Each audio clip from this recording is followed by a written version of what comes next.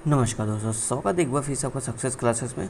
जैसा कि आप लोग जानते हैं कि हम लोग जो कि एस पांडे का जो कि बुक कवर करे थे, अभी तक हमने जो कि 11 चैप्टर को काफ़ी अच्छे से डिटेल से सब कुछ देख लिया है। तो 12 चैप्टर में हमारा देखो एक पार्ट अपलोड हो चुका है, जिसमें हमने देखो ये आपके 3 टॉपिक हमने काफ़ी डिटेल से देखे थे। ग्रामीण विकास के संबंध में जो कार्यक्रम है, उसमें जो कमियाँ हैं, उसमें जो वे फॉरवर्ड हो सकता है, जो सुझाव वगैरह या फिर गवर्नमेंट स्कीम, वो सब कुछ दिखा था। सामुदायिक विकास कार्यक्रम इसी तरह दिखा था, और साथ ही इसी तरह हमने सहकारिता और ग्रामीण विकास कार्यक्रम, ये पार्ट 1 हमने ऑलरेडी देख चुका है। अब यहाँ पे हम जो कि आज जो कि गरीबी उन्मूलन संबंधी जो योजनाएं हैं उनकी बात करेंगे, क्योंकि ये आपका इंपॉर्टेंट टॉपिक हो जाता है एससी के पॉइंट से भी, सोशियोलॉजी ऑप्शनल के पॉइंट से, पेपर 2 के पॉइंट से भी, और आपका जो GS 1 है उसके पॉइंट से भी ये टॉपिक आपको वहाँ पे देखने को मिलेगा।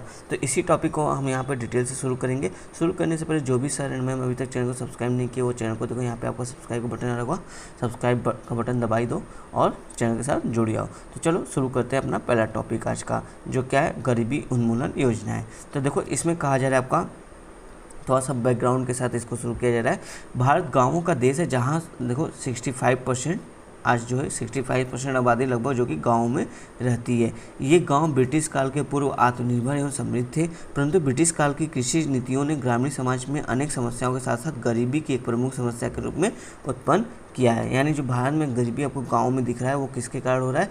जो ब्रिटिश नीति थी, ब्रिटिश शासन जब आया था भारत में, उसकी नीतियों के कारण जो कि गाँव में जो कि विभिन्न समस्याएं, जिसमें गरीबी भी एक प्रमुख समस्या के रूप में सामने आया है। तब देखो कहा जा रहा है, स्वतंत्रता प्राप्ति के पश्चात ग्रामीण विकास एवं गरीबी उन्मूलन की आवश्यकता महसूस की गई, और इस दिशा में विभिन्न योजनाओं एवं कार्यक्रमों के माध्यम से प्रयास किया जा रहा है। अब देखो गरीबी उन्मूलन कार्यक्रम के कुछ दृष्टिकोण बताया जा रहा है। तो यहाँ पर देखो कहा जा रहा है, जो आपका प्रारंभ में गरीबी उन्मूलन संबंधी योजनाओं एवं कार्यक्रमों के संदर्भ में विकासोन्मुखी दृष्टिकोण को अपनाया गया।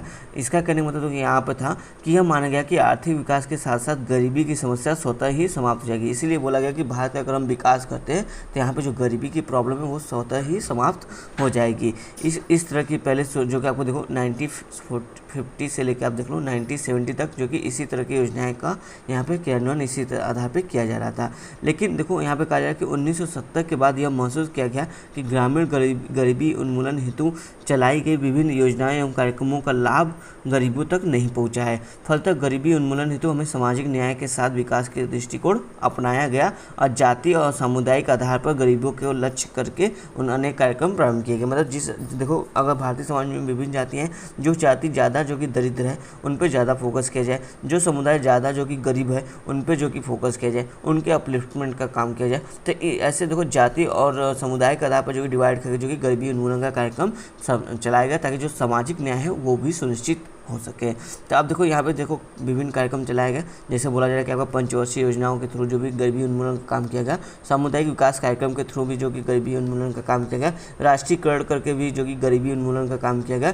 साथ ही एक आपका काफ़ी इंपॉर्टेंट जो 20 सूत्री कार्यक्रम रहा है गरीबी उन्मूलन के संबंध में, वो भी यहाँ पर चलाया गया, और साथ ही अन्य विविध योजनाएँ भी यहाँ पर चलाई गई है। तो यहाँ पर देखो गरीबी उन्मूलन से संबंधित जो भी योजनाएं और कार्यक्रम है, ये सभी योजना कार्यक्रम को हम यहाँ पे डिटेल से देखेंगे। अब देखो पंचवर्षीय योजना में बोला जाता है, जो शुरू की पंचवर्षीय योजना थी 1950 से 1970 के बीच में जो 4 पंचवर्षीय योजनाएं थी, वो जो कि गरीबी उन्मूलन में काफ़ी जो कि सक्सेस नहीं रहे, क्योंकि हमने पहले ही देखा था, जैसे बोला गया कि विकासोन्मुखी जो कि हम प्रक्रिया अपना रहे थे गरीबी उन्मूलन के लिए, तो वो सक्सेस नहीं रहे। उसी के आधार पर बोला जा रहा है कि अब हम देखो पाँचवीं, जो हमारी 5वीं, 6ठी, 7वीं, 8वीं और 9वीं, ये जो 5 पंचवर्षीय योजनाएं रही हैं, ये मुख्यतः गरीबी उन्मूलन, बेरोजगारी, आय की असमानता, निर्धनता, रोजगार में एवं उत्पादकता में वृद्धि, जनसंख्या नियंत्रण तथा सबके लिए स्वास्थ्य, शिक्षा जैसे तथ्यों को मुख्य मुद्दे के रूप में स्वीकार किया गया।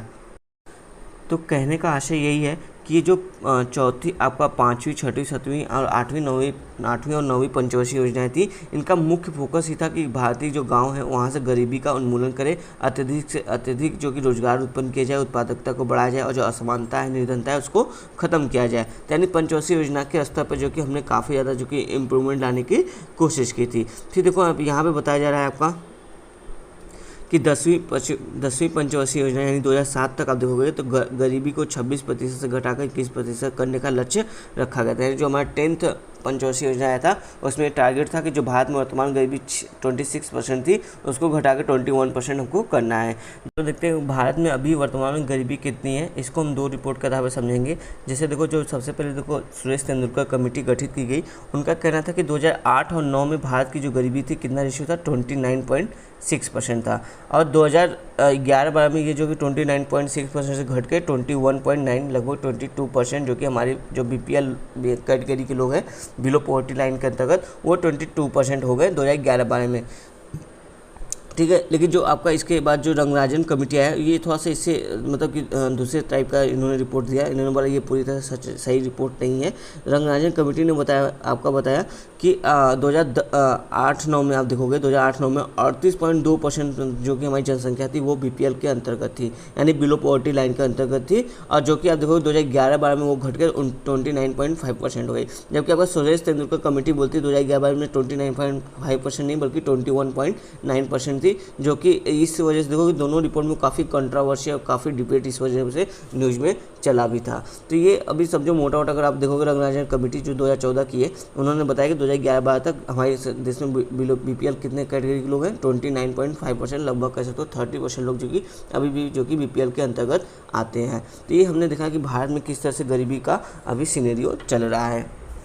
आप देखो आगे बोला जा रहा है कि यहाँ पे भारत सरकार द्वारा गरीबी उन्मूलन के लिए चलाए गए कार्यक्रमों में सामुदायिक विकास कार्यक्रम अत्यंत महत्वपूर्ण है। अभी हमने यहाँ पे पंचवर्षीय योजना को देख लिया। अब दूसरा जो हमारा क्या टॉपिक था सामुदायिक विकास कार्यक्रम, उसके तहत भी हमने जो कि गरीबी उन्मूलन का काम किया था। अब इस सामुदायिक विकास कार्यक्रम के अंतर्गत देखो क्या किया गया, सघन कृषि कार्यक्रम चलाया गया, उन्नत खादों का प्रयोग करने को प्रोत्साहित दिया गया, बीजों व तकनीकों के प्रयोग को उन्नत जो खाद है बीज है टेक्नोलॉजी है एग्रीकल्चर में उसको जो कि प्रमोट किया गया, और साथ ही देखो जो आदिवासी विकास कार्यक्रम है उस पर बल दिया गया, ग्रामीण रोजगार कार्यक्रम पर बल दिया गया, आदि ऐसे तमाम कार्यक्रम शामिल किए गए जो गरीबी उन्मूलन की दिशा में सकारात्मक भूमिका निभा सकते थे। तो ये हमने देखा जो आपका सामुदायिक विकास कार्यक्रम था उसमें जो कि हमने ये सब सारे प्रावधान आपके किए थे। अब थर्ड हमारा क्या था कि राष्ट्रीयकरण द्वारा जो कि हमने गरीबी उन्मूलन का काम किया। कैसे देखो यहाँ पे कहा जा रहा है कि भारत में राष्ट्रीयकरण की प्रक्रिया 1969 में प्रारंभ हुई। इस क्रम में सबसे पहले 14 बैंकों का राष्ट्रीयकरण किया गया और गरीबी हटाओ के नारे को क्रियान्वित करने के लिए राष्ट्रीयकरण की नीति को अपनाई गई थी।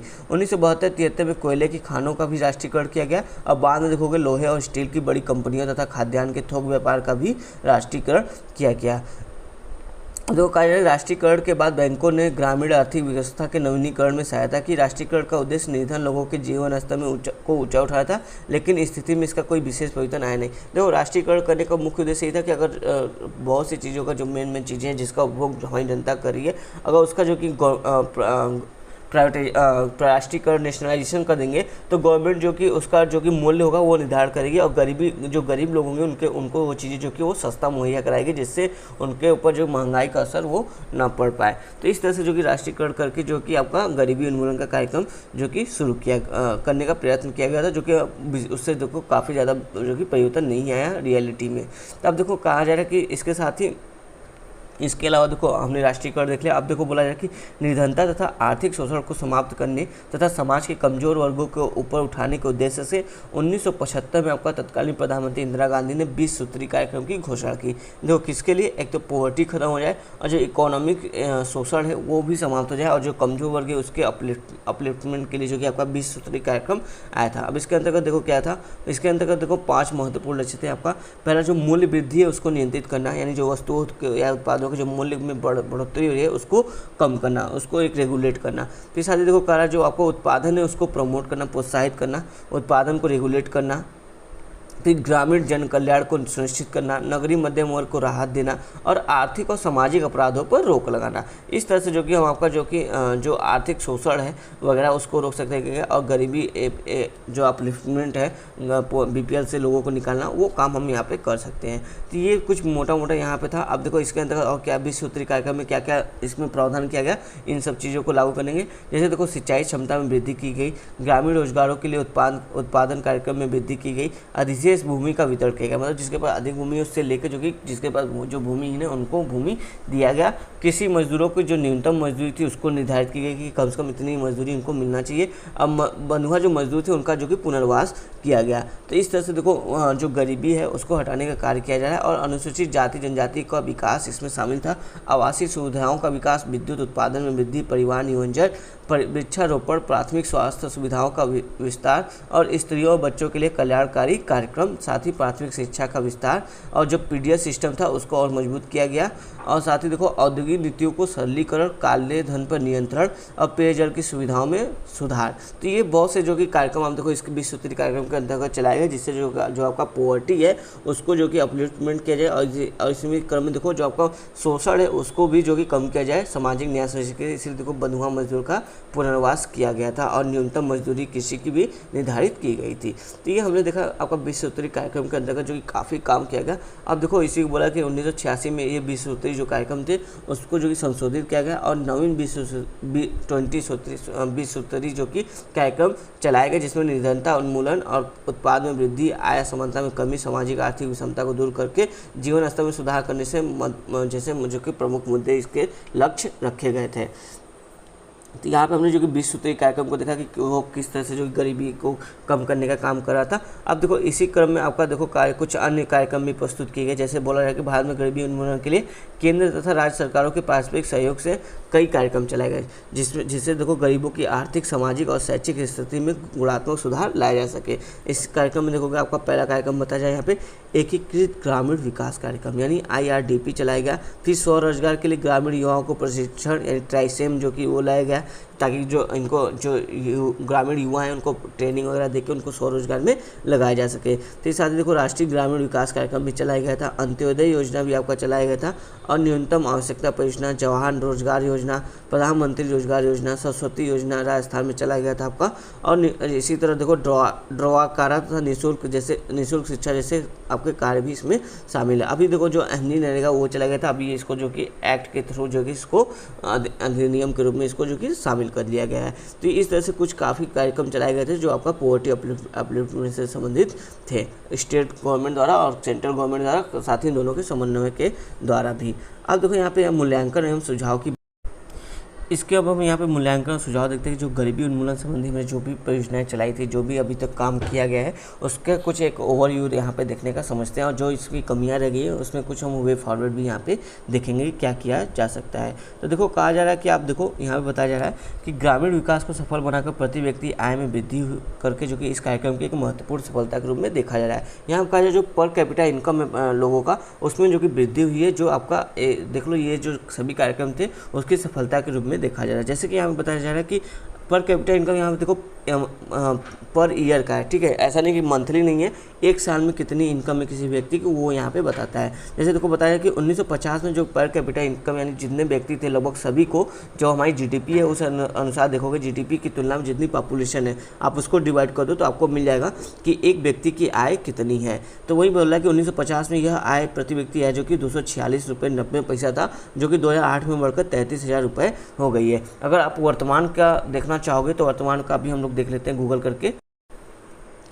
देखो वर्तमान में भारत में प्रति व्यक्ति आय देखोगे, आपका इकोनॉमिक्स टाइम्स का रिपोर्ट आया था, इसने बताया कि 2021 में देश में प्रति व्यक्ति आय 5.4% घटकर 1.43 लाख रुपए आ सकती है। मतलब इस समय मान के चलो आपका प्रति व्यक्ति आय लगभग 1.5 लाख रुपए है, यानी हर इंसान लगभग एक साल में 1.5 लाख रुपए कमा रहा है। ऐसी स्थिति भारत की जीडीपी के अनुसार बताया जा रहा है, जो कि बोला जाए कोविड-19 की वजह से इसमें देखो 5.4% की गिरावट भी आ सकती है। तो हमने 2008 में देखा था कितना था 33,000 रुपये, अभी देखो 2008 से 2021 में तो कितना हो गया 1.5 लाख रुपए कम से कम हो चुका है। तो ये जो आपका प्रति व्यक्ति आय बढ़ रहा है धीरे धीरे, तो ये बता रहा है कि लोग जो कि पॉवर्टी लोगों के अंदर कम हो रहा है, लोगों की इनकम बढ़ रही है। साथ ही देखो यहाँ पे और कहा जा रहा है कि रोजगार में वृद्धि, रोजगार में जो वृद्धि हुई है इन कार्यक्रमों का एक महत्वपूर्ण सफलता रही है। इसके आधार पर देखो काफ़ी जो कि रोजगार में वृद्धि करके आय एवं जीवन स्तर में सुधार की दिशा में महत्वपूर्ण योगदान ये कार्यक्रम दिए हैं। फिर साथ ही देखो यहाँ पे कहा जा रहा है कि भारत में गाँव देखो कहा जा रहा है कि इन विभिन्न कार्यक्रमों का एक प्रमुख प्रभाव यह रहा कि गाँव में गरीबी रेखा के नीचे रहने वाले प्रतिशत में कमी आई है। आंकड़े बताते हैं कि 1950 में 58% लोग जो कि गरीबी रेखा के नीचे थे, जो आज घटकर 23% के लमसम में हो गए हैं। फिर देखो यहाँ पे कहा जा रहा है कि जो ग्रामीण क्षेत्रों में जो आधारभूत संरचना थी इसके विकास में भी इन कार्यक्रमों का काफ़ी महत्वपूर्ण योगदान था। जैसे शिक्षा, स्वास्थ्य, आवास के क्षेत्र में भी काफ़ी ज़्यादा जो प्रगति हुई और गाँव-गाँव तक जो कि शिक्षा पहुँच चुकी है। फिर देखो यहाँ पे कहा जा रहा है इन सब के द्वारा जो कि ग्रामीण विकास को सुनिश्चित किया जा रहा है। और लेकिन बताया जा रहा है कि ये तो इसके एक साइड है, दूसरे पहलू भी इसके बाकी है। बोला है कि और आज भी देखोगे ग्रामीण क्षेत्रों में गरीबी और आर्थिक विषमता जो कि विद्यमान है। अकुशल रोजगार में कमी आई है, गरीबियों को जो प्रतिशतता है वो घटा है, लेकिन उनकी संख्या निरंतर बढ़ी है। हम डेफिनेटली करें कि भारत की जो कि पॉपुलेशन जो कि देखो 32% से बढ़ के आपका 29% आ गई है। प्रतिशत तो घट रही है, लेकिन जो इनकी संख्या है वो बढ़े। क्यों? क्योंकि हमारी जो पॉपुलेशन है वो काफ़ी तेज़ी से बढ़ रही है, यानी इनकी संख्या में वृद्धि हमको देखने को मिल रही है। तो ये कुछ इसके और सेकेंड पहलू रहे कि जो ऐसा नहीं कि गरीबी उन्मूलन कार्यक्रम पूरी तरह से सफल है, इसमें अभी भी देखो कमियाँ काफ़ी रह गई हैं। इस वजह से जो कि इसमें गरीबी आर्थिक विषमता जो कि आप देखोगे आर्थिक विषमता अभी भी विद्यमान है हमारे समाज में। अब देखो यहाँ पे बोला जा रहा है कि गरीबी उन्मूलन कार्यक्रम की अपेक्षित सफलता नहीं मिलने के लिए कई कारण उत्तरदायी है, जिनको हम 2 पार्ट में डिवाइड कर सकते हैं। कौन कौन से कार्य करें जिससे जो हमारे गरीबी उन्मूलन कार्यक्रम है वो पूरी तरह से सफल नहीं हुआ। पहले बोला जाए कि कार्यक्रम एवं उनके क्रियान्वयन में निहित कमियां, यानी जो स्कीम थे उसमें कुछ कमियां थी, साथ ही स्कीम को लागू करने में भी कुछ जो कि कमियां थी। इस वजह से जो आपका गरीबी उन्मूलन कार्यक्रम उतना सक्सेस नहीं हो पाया। दूसरा बोला जाए कि जो हमारी सामाजिक संरचना है, सोशल स्ट्रक्चर है, उसमें भी कुछ कमियां जिसकी वजह से ये स्कीम प्रभावी या क्रियान्वित नहीं हो पाए अच्छे ढंग से। तो अब देखो इन्हीं को डिटेल से समझते हैं कि क्रियान्वयन में या फिर कार्यक्रम में कौन सी कमियां रह गई हैं। जैसे तो यहाँ पे बोला जा रहा है कि जो नीतियाँ बनाई गई थी एवं कार्यक्रम थे उनका निर्माण दोषपूर्ण रहा है, क्योंकि इसमें ग्रामीणों की आवश्यकता पर कम और राजनीतिज्ञों के हितों पर अधिक ध्यान दिया गया था। इस वजह से जो आपको देखोगे जो पॉलिसी वगैरह या स्कीम वगैरह बनाई गई थी वो उतने अच्छे नहीं थे। साथ ही देखो बोला जा रहा है कि प्रत्येक कार्यक्रम आगामी चुनाव को ध्यान में रखकर किया जाता था, यानी अगर आप नेक्स्ट चुनाव को ध्यान में रखकर कोई स्कीम चलाओगी तो वो स्कीम जो कि ज़्यादा सफल नहीं होती है, कुछ दिन चलती है फिर उसका वो ठंडे बस्ते में पड़ जाती है। इस वजह से जो आपका देखो जो पोवर्टी अपलिफ्टमेंट के कार्यक्रम थे वो उतने सफल नहीं हो पाए। साथ ही देखो यहाँ पे कहा जा रहा है आपका विविध कार्यक्रमों के बीच सामंजस्य का अभाव था। इसी वजह से जो कि ये कार्यक्रम जो कि उतने सफल नहीं हो पाए। नेक्स्ट पॉइंट में कहा जाए कि इन कार्यक्रमों के प्रचार प्रसार का भी अभाव रहा, जिससे लोगों तक अधिक से अधिक जो कि ये कार्यक्रम नहीं पहुंच पाए, और पहुंचे तो उनमें जागरूकता की कमी थी। ग्रामीणों को यह जानकारी भी नहीं हो पाती थी कि कौन सा कार्यक्रम कब आया और कब समाप्त हो गया। तो ये सब देखो प्रमुख कारक है जो आपका कह सकते हो जो कार्यक्रम है उन्हीं में जो कि कुछ कमियां रही हैं, फिर उनको लागू करने में कमियां रही हैं, जहाँ पे जो कि इस वजह से जो कि आपका गरीबी संबंधी जो कार्यक्रम थे वो उतने अच्छे से नहीं चले। जैसे और साथ ही बोलो इनको क्रियान्वित करने में जो अधिकारी रहे वो भी उदासीन रहे, वो भी आराम से AC रूम में बैठने के बारे में ज़्यादा सोचे बजाय कि कार्यक्रम को सफल बनाने में। और देखो साथ ही कहा जा रहा है आपका इन कार्यक्रमों के क्रियान्वयन के स्तर पर एक अन्य दोष राज्य सरकार द्वारा इन योजनाओं के लिए आवंटित धन के किसी और मद में खर्च कर देना या बिना खर्च किए केंद्र सरकार को वापस कर देना भी है। यानी जो केंद्र सरकार जो कि पैसे आवंटित करती थी इन योजनाओं को लागू करने के लिए, राज्य सरकार क्या करती थी उसका या तो कहीं और खर्च कर देती थी उन पैसों को, या कभी उन पैसों को खर्च भी नहीं करती थी, वैसे ही अपने पास रखती थी या फिर केंद्र सरकार को वापस लौटा देती थी। तो ये सब का जो कि आपका कुछ कमियाँ थी जिसके कारण ये आपका जो गरीबी उन्मूलन कार्यक्रम वो उतना सफल नहीं हो पाया। साथ ही देखो जो हमारी सामाजिक संरचना में निहित दोष है वो भी इंपॉर्टेंट हो जाते हैं यहाँ पे समझने के लिए। देखते हैं हमारी सामाजिक संरचना में क्या कमियाँ थी जिसके कारण जो कि ये कार्यक्रम संभव नहीं उतने अच्छे से जो कि सफल नहीं हो पाए। जैसे यहाँ पे बोला जाए पहले पॉइंट में कि जो जाति और वर्गगत असमानता विद्यमान है, यानी जो जाति भेदभाव है और जो वर्गगत इनइक्वालिटी यानी वर्गों में जो असमानताएं हैं वो जो कि एक कार्यक्रम को जो कि सफल बनाने में बाधक रहा है। फलतः कार्यक्रमों का लाभ सदैव प्रभावशाली लोगों द्वारा ही प्राप्त किया गया है। यानी जो जाति में देखो उच्च रहा होगा, वर्गों में जो उच्च रहा होगा उसने जो कि कार्यक्रम का ज़्यादा जो कि लाभ उठाया, और जो निम्न स्थिति में लोग रहे होंगे खासकर जिनके लिए कार्यक्रम चलाया ही गया है वो लोग जो कि इसके लाभ से वंचित हो चुके थे। तो इस तरह से जो हमारी सामाजिक संरचना है जातिवाद वाली वो भी जो कि या प्रभुत्व रखने वाले जो लोग हैं उसके कारण जो कि ये योजनाएं जो कि उतनी सफल नहीं हो पाई गई, और योजनाओं का जो खुद देखोगे लाभ जो कि लक्ष्य समूह तक नहीं पहुँच पाया। फिर साथ ही देखो कहा जाए कि ग्रामीण जनसंख्या का एक बड़ा भाग आज भी अशिक्षित है और जागरूकता की कमी है। इसके कारण भी देखोगे जो कि आप जागरूकता की कमी कारण भी जो कि हमारी योजनाएं जो कि सफल नहीं हो पाई। जब लोगों को पता ही नहीं होगा कि कौन सी योजना उनके लिए आई है कौन सी नहीं आई है, उस योजना का कैसे वो लाभ ले सकते हैं, जब पता ही नहीं होगा तो कैसे वो उस योजना से लाभान्वित होंगे, है ना। फिर देखो यहाँ पे कहा जा रहा है कि सरकारी तंत्र में व्याप्त भ्रष्टाचार। देखो ये जो आपका ये करप्शन है ये एवरग्रीन टॉपिक है, आप कहीं भी इसको इनपुट कर सकते हो। तो ये भी एक कारण था जो जिससे देखो लाभार्थी तक जो कि सही लाभ नहीं मिल पाया। तो ये मुख्य कारण थे जिससे जो कि आपका गरीबी उन्मूलन जो कार्यक्रम था वो ठीक से लागू नहीं हो पाया या फिर उसका जो कि सही से लाभ हमको नहीं मिल पाया। फिर तो कोई यहाँ पे कहा जा रहा है, सुझाव दिया जा रहा है कि बोला जा रहा है कि जो बेरोजगारी और निर्धनता है, यानी जो आपका बेरोजगारी और गरीबी है उसके बीच देखो एक संबंध दिखाया जाता है। यानी अगर आप रोजगार नहीं उत्पन्न करोगे तो बेरोजगारी बढ़ेगी तो उससे जो कि आपका निर्धनता आएगी और निर्धनता रहेगी तो फिर रोजगार में यानी इन्वेस्टमेंट नहीं होगा यानी रोजगार नहीं चलेगा। तो ये एक साइकिल चलता रहता है, तो हमको इस साइकिल को तोड़ने की जरूरत है, यानी अधिक से अधिक रोजगार लाने की जरूरत है। फिर देखो कहा जा रहा है कि समाज में आर्थिक असमानता की निर्धनता के कारण के रूप में हमने देखा है, यानी जो इनकम इनक्वालिटी है, देखोगे आप कि किसी के पास बहुत अधिक धन है, किसी के पास कुछ धन नहीं है, तो ये जो आर्थिक असमानता बढ़ता ही जा रहा है, तो इसके कारण भी जो कि आप देखोगे पॉवर्टी हमको देखने को मिलती है। फिर देखो कहा जा रहा है भूमि सुधार प्रावधानों को कठोरता से लागू करवाया जाना चाहिए, यानी सुझाव में कहा जा रहा है कि आपका जो भूमि सुधार संबंधी कार्यक्रम है उनको जो कि कठोर पूर्वक लागू करना चाहिए। जिसके पास अत्यधिक भूमि है उससे लेकर जो भूमिहीन है उनको जो कि भूमि वितरित करना चाहिए। फिर देखो कहा जा रहा है यहाँ पे जो जनसंख्या वृद्धि है उसको जो कि नियंत्रित करना चाहिए। अभी देखोगे यूपी की गवर्नमेंट ने पॉपुलेशन पॉलिसी अभी हाल ही में आजकल में उनका जो कि ड्राफ्ट रिलीज हुआ है, जो उन्होंने जो कि जनसंख्या नियंत्रण के लिए कई सारे 3 4 5 जो कि प्रावधान किए गए कि ऐसे इसकी वजह से जो कि ये 4 5 पॉइंट की वजह से जो कि हम देखोगे यूपी की जो पॉपुलेशन उसको कंट्रोल कर लेंगे। जैसे देखो उसमें बताया जा रहा था कि जो पढ़े लिखे लोग नहीं है या फिर कुछ एक क्राइटेरिया फिक्स कर दिया जिसकी वजह से वो जो कि पंचायती चुनाव नहीं लड़ पाएंगे। साथ ही बोला जा रहा है कि जो जिनके पास 2 बच्चे से ज़्यादा, जिनके पास केवल एक ही बच्चा होगा उनको जो कि 20 वर्ष तक देखोगे तो स्वास्थ्य योजनाएं जो कि फ्री, मतलब स्वास्थ्य संबंधी जो भी समस्या है उनका फ्री इलाज किया जाएगा 20 वर्षों तक, जिनका केवल एक बच्चा है। जिनके पास 2 से अधिक बच्चे हैं उनका नाम जो कि राशन कार्ड में 2 से अधिक बच्चों, अगर 5वां बच्चा है 6वां बच्चा होगा तो उनका नाम राशन कार्ड में नहीं होगा। तो कुछ इस तरह के प्रावधान करके जो कि नई जनसंख्या नीति यूपी गवर्नमेंट ने लाया है अभी हाल में। ये करंट का न्यूज़ था, आप इसको अपडेट कर लीजिएगा। साथ ही देखो यहाँ पे कहा जा रहा है आपका ब्लैक मनी को बाहर निकालकर जो कि हम इसका सदुपयोग कर सकते हैं और जनसंख्या वृद्धि को पर नियंत्रित करके भी जो कि हम निर्धन यानी जो गरीबी है उसको कम कर सकते हैं। साथ ही जो ब्लैक मनी है उसको निकालकर जो कि गरीबी अपलिफ्टमेंट में लगाकर जो कि पॉवर्टी को कम कर सकते हैं। तो इस तरह की बात की जा रही है। साथ ही देखो कहा जाए कि अशिक्षा भी अनेक बुराइयों की जड़ है। निरक्षर जो कि शोषण होता है, यानी जो पढ़ने में सक्षम नहीं है, पढ़ने लिखने से सक्षम, वो जो कि शोषण का शिकार होता रहता है। तो इसीलिए बोला है कि अधिक से अधिक जो लोगों को शिक्षित किया जाए, शिक्षा का प्रसार किया जाए, जिससे लोग जो कि जागरूक हो अपने अधिकारों के प्रति और जो उनके संबंध में योजनाएं चलाई जाएंगी उसके प्रति, जिससे उनका लाभ, जिससे जो कि उनको जो कि सामाजिक लाभ उनको मिलता रहे गवर्नमेंट की तरफ से, जो चलता रहता है। तो ये सब बातें यहाँ पे कही जा रही है। इसी के कारण जो इस तरह से जो हमने कुछ वे फॉरवर्ड भी देखा और कुछ प्रॉब्लम देखा, उसका सोल्यूशन देखा और जो गवर्नमेंट की स्कीम थी वो सब कुछ काफ़ी डिटेल्स यहाँ पे आपका गरीबी उन्मूलन कार्यक्रम के अंतर्गत देखा। अगला टॉपिक हमारा हरित क्रांति, जो कि ये भी काफ़ी इंपॉर्टेंट टॉपिक है। इसको हम जो कि कल देखेंगे अपने नेक्स्ट लेक्चर में। धन्यवाद दोस्तों।